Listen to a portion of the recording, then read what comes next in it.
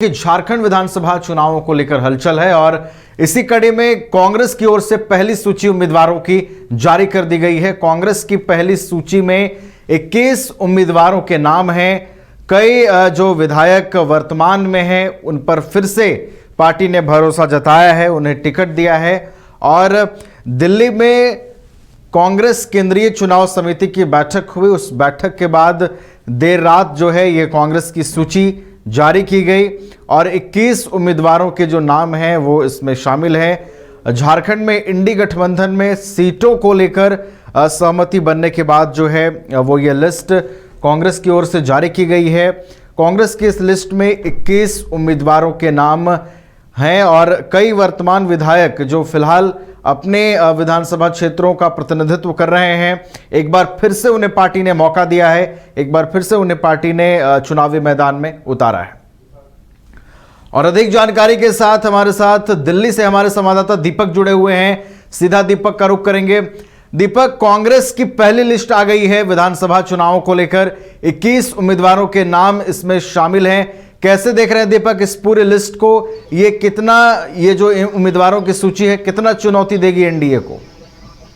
देखिए, काफी चिंतन और मंथन के बाद कल कांग्रेस की सीसी की बैठक में 21 उम्मीदवारों की जो सूची थी उस पर अंतिम मुहर लग चुकी है। और देर रात कल कांग्रेस ने एक सूची जारी करी जिसमें 21 उम्मीदवारों का नाम है, जिसमें अगर बात करें तो कई ऐसे विधायक है जो सिटिंग विधायक है जिनको दोबारा जो है मौका मिला है।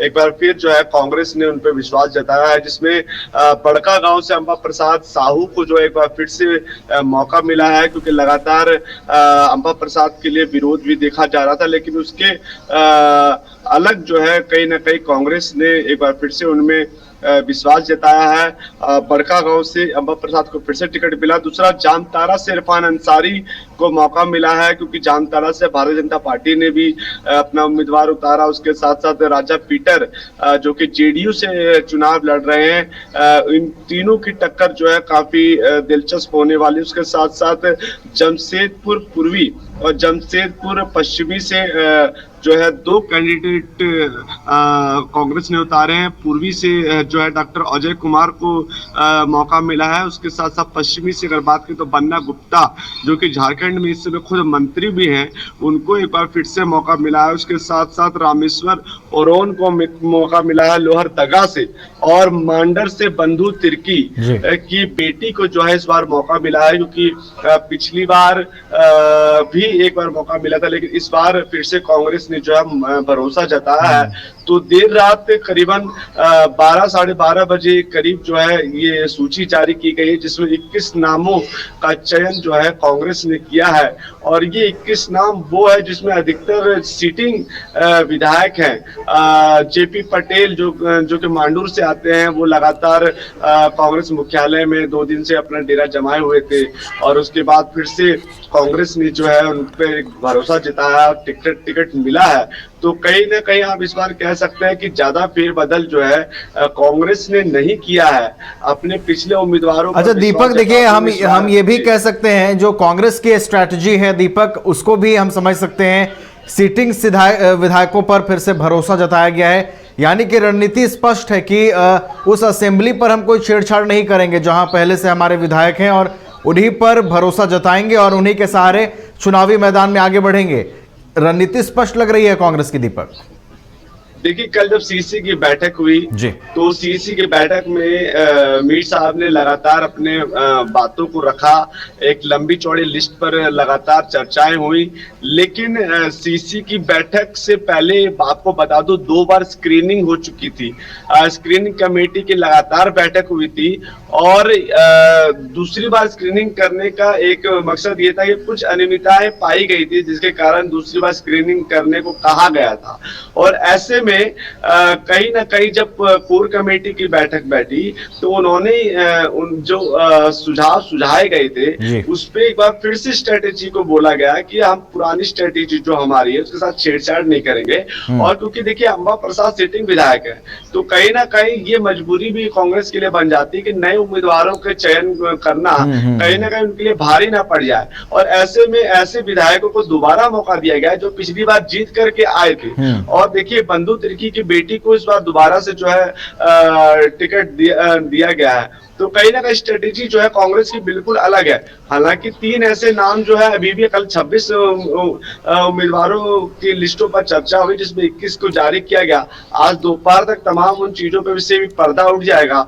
लेकिन 3 ऐसी सीटें थी जिसमें कहीं ना कहीं जो अध्यक्ष थे उनको अधिकृत किया गया है कि आप जरा 3 सीटों के बारे में देख लीजिए, जहां से जो भी हो सकता है आप अपने हिसाब से उम्मीदवारों का चयन कीजिए। लेकिन कल 26 सीटों की जब बात करें उसमें 21 सीटों, माना तो ये जाता है कि 18 से 20 सीटों की सूची जारी हो सकती है, लेकिन देर रात 2-3 सीटों को बढ़ाया गया और 21 सीटों की सूची जो है वो जारी की गई। जी, 21 उम्मीदवारों की सूची जारी कर दी गई है। दीपक, देखिए एक और चीज समझना चाहेंगे, जैसा कि आपने बताया कि स्क्रीनिंग कमेटी की बैठक लगातार कांग्रेस की होती रही और तमाम विधानसभा क्षेत्रों से फीडबैक लिए गए। स्क्रीनिंग कमेटी की टीम उस जिले में पहुंची, विधानसभा वार जो है वो बैठकें हुई और विचार विमर्श किए गए। तो ये जो हम लिस्ट देख रहे हैं दीपक, एक रणनीति का हिस्सा है और देखिए आने वाले कुछ और जो उम्मीदवार होंगे उनके चयन भी इसी आधार पर होने वाले हैं। दीपक, देखिए बिल्कुल ऐसा नहीं है, क्योंकि हर बार एक नई रणनीति के साथ जो राजनीतिक पार्टियां हैं वो मैदान में उतरती हैं। और क्योंकि कांग्रेस की स्थिति झारखंड के अंदर बिल्कुल अलग है। देखिए वो सरकार में सत्ता में बनी हुई कांग्रेस पार्टी है और जिस तरीके से बन्ना गुप्ता मंत्री रहे, तमाम कई विधायक जो है वो मंत्री रहे, विधायक जो थे वो उन्होंने पिछली बार उनको जिताया है, जेएमएम के साथ उनका गठबंधन रहा। तो इस बार की स्थिति देखिए, क्योंकि भारतीय जनता पार्टी ने अपनी जान झोंक रखी है इस चुनाव के अंदर और आजसू भी जो सामने खड़ी है, क्योंकि पिछली बार आजसू नहीं थी तो बीजेपी के लिए कहीं ना कहीं मुश्किलात हुई थी, लेकिन इस बार आजसू का भी साथ आना कहीं ना कहीं कांग्रेस के लिए गेम बिगाड़ सकता है। इसलिए कांग्रेस की स्ट्रेटेजी ये रही कि कहीं ना कहीं हम ऐसे उम्मीदवारों का चयन ना करें जिससे झारखंड चुनाव में हमको दिक्कतें हो, परेशानी हो। इसीलिए उन्होंने इस बार अपने उन्हीं उम्मीदवारों पे भरोसा जताया जिन्होंने पिछली बार जो है जीत हासिल करी और कांग्रेस को झारखंड के अंदर एक नया मौका दिया। तो ये स्ट्रेटेजी के साथ जो है वो लगातार चल रहे हैं। ऐसा नहीं है कि क्योंकि परिस्थितियों में बदलाव अगर होता है तो कांग्रेस पार्टी भी अपनी रणनीतियों में बदलाव जरूर करेगी, लेकिन कल की सीसी की बैठक से फाइनल हो गया कि हम किसी भी उम्मीदवार से छेड़छाड़ नहीं करेंगे। जिस तरीके की हमारी रणनीति है उसी पे हम आगे बढ़ेंगे और चुनाव जीतने की। चलिए ठीक है जी। तो पिछले चुनावों में विजय पताका लहराने वाले विधायकों पर एक बार फिर से कांग्रेस ने भरोसा जताया है और अगर आप 21 उम्मीदवारों की पहली सूची को देखेंगे तो ज्यादातर वही उम्मीदवार हैं जिन्होंने पिछले चुनावों में शानदार प्रदर्शन किया था और कांग्रेस के लिए वो सीट निकाल कर दी थी। अब देखना होगा कांग्रेस की जो दूसरी लिस्ट आएगी उसमें कौन कौन से नाम होते हैं और क्या उसमें कोई बदलाव देखने को मिलता है, क्या उसमें कोई अलग रणनीति कांग्रेस की दिखती है, क्या उसमें जो कांग्रेस है वो एक अलग रणनीति के साथ चुनावी मैदान में उतरती है, कुछ नए उम्मीदवारों का चयन होता है। ये तमाम चीजें देखनी होगी। फिलहाल पहले लिस्ट की जानकारी हम आपको दे रहे थे, हमारे संवाददाता दीपक विस्तार से बता रहे थे कि क्या स्ट्रैटेजी रही, किन किन चीजों पर मंथन हुआ।